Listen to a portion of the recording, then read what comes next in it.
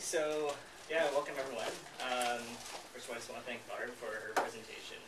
I think it was very enlightening, and I think sort of we alluded to the idea that we're sort of aiming for diversity in these talks and these presentations, and sort of garnering as much opinion as possible. Moreover, sort of creating perspective in different ways, and I think very much I was like thinking about Barb's talk, and there's a lot of concepts of sort of restoration and creating dialogue and sort of understanding the concept of space and identity. And admittedly, with my presentation, it's going to be focusing more on scope and applicability and methods. And I guess just to start, so like myself, Engineers Without Borders was the first club that I joined when I was a university student on campus. And I joined it really because of their very like rigorous methods, and they're a group that is very impact oriented and very results focused. And you know, there's a lot of energy and excitement in all their undertakings, and that's really what drew me into this. And so sort of as I began to become more interested in international development, you know, I met like-minded friends, and we ended up starting our own NGO. And sort of after this was sort of last year, and outside of school and sort of outside of I guess sort of like a normal day-to-day life of a typical sort of 20-something, like I spend my days sort of like speaking with consultants and CEOs and marketing directors. And it's interesting because when I sort of think about how our generation spends their time and sort of what's important in our lives, I find myself trying to reflect upon that, because I think I live in a very, very different sort of niche, so to speak. I think most people at this table may feel the same way.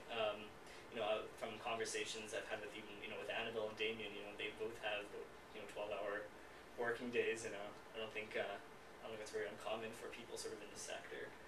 So just sort of exploring this concept. I mean, this is sort of just some background information from a recent Nielsen survey.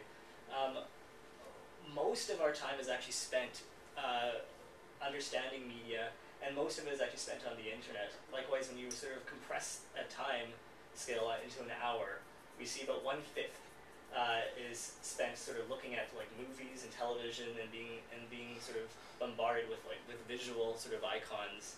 Likewise, you know, 13 minutes, so just over, you know, about 1/8 is spent on social networking, and the rest is sort of entertainment, games, emails, and then the others is just really sort of information and searching. And so, taking this into consideration, this is sort of the world that we live in. We are bombarded with information at an unprecedented rate. And this is an image of actually all the social media that exists right now in the 21st century. And if you were to sort of compare that to 10 years ago, this screen would be blank, it would be non-existent. This is also sort of what we see on a day-to-day basis: television, radio, internet. These are just sort of various celebrities right now that are just really, really popular. Likewise, commodities. You know, we have sort of the iPhone, we have like Nintendo Wii. Very much our day-to-day lifestyle is spent purchasing. You know, there's the dog in the purse. This is why I put that up there more just sort of as just sort of like a fashion icon, because all these actually have inherent value, and they represent iconic sort of properties. And so, like, going back to the idea of like youth in our generation, right? Like, you know, I was just really curious, so I just Googled this. You know, how does youth spend their time? Where does it really go? And it's interesting because, in spite of sort of everything that we saw sort of the bombardment of information. We saw celebrities. We also witnessed sort of an emergence of commodity fetishism. We actually see youth being very engaged. This is actually the results from a Google search. So we actually see young people being involved in their communities, participating with one another, talking, conversing, sharing. And so it's quite odd, actually, because when you sort of reflect upon all this, when you reflect upon sort of the inputs of media, and you reflect upon also sort of what is being thrown at our generation, we actually see that the outcome is very different. So there is an actual space for sort of collaboration and activism. So this is sort of where Engineers Without Borders has a great strength. Engineers Without Borders is a movement of engineers and professionals. We have about 50,000 members across Canada. It was founded in 2000 by two sort of graduates from Waterloo University. And their goal is to focus, they're an international development organization, and they focus specifically in 4 countries in Africa.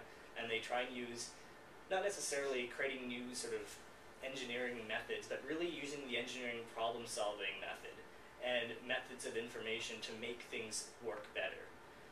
And one thing I really like about Engineers Without Borders and sort of our natural approach is to sort of understand the world as it is, take it and really create ways to sort of interact with people, whether it be problem solving on the ground or problem solving in Canada. So one thing that we did is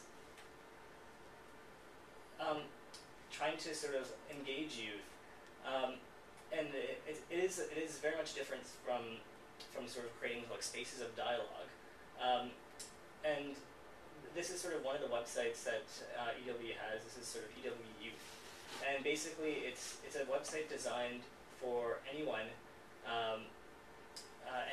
to sort of connect with, and they can learn about what we do. They can learn about different campaigns. They can sort of enter a contest. You know, there's like an essay contest. There's also another one called 1 Million Actions, and there's sort of like a sort of a prescriptive formula of things that you can do and ways you can get involved in your community.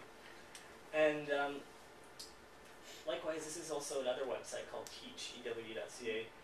We've compiled resources from various different organizations, such as sort of Transfer Canada and Oxfam. We put them on one single website. So educators and other volunteers who are who want to engage high schools and elementary schools can just come to this website and download presentations. This was a shot of sort of like one of our high school outreach programs, and it was really successful. And just this past year at National Conference in St. John's, Newfoundland, there were about 400 of us, and we actually simultaneously conducted presentations at every single high school in St. John's, Newfoundland, just in St. John's that day, which was really amazing. And all of it was sort of synchronized through like a webcast. It was really impressive. Likewise, this is our Get Outside Your World essay contest, and we try and target it at various grades, and we offer like a prize just towards their submissions.